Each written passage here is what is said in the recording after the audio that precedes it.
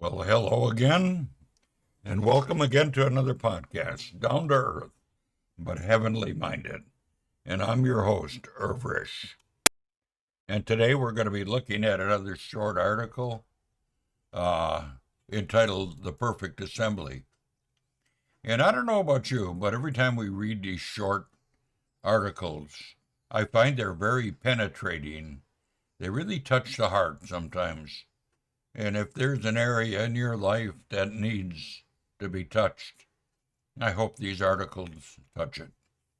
So let's continue with our reading of The Perfect Assembly by Steve Hulshizer.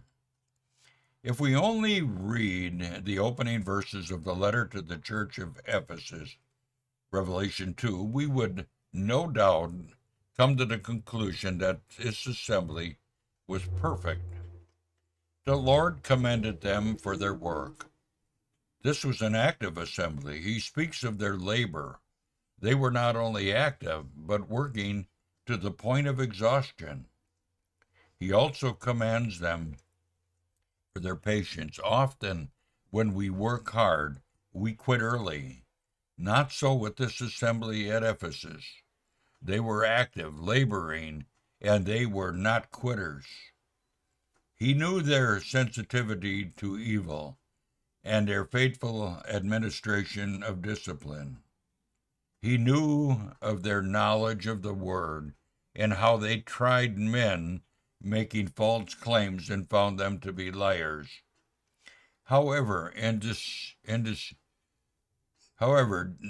despite the many things for which they could be commended, the discerning eye of the Lord sensed a serious problem, and that they left their first love. They had failed or fallen into the busy routine, and perhaps, like Martha, had placed service above worship. An important lesson to be learned is that an assembly can be busy and have an outward appearance of success, and yet its heart can be failing. It isn't that we do not love him any longer, but we no longer, but are no longer captive the heart. He's no longer captives our heart.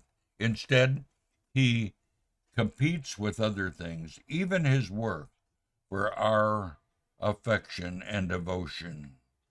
Nowhere may this be more evident than at the Lord's Supper, when silence is often present among the busiest of saints.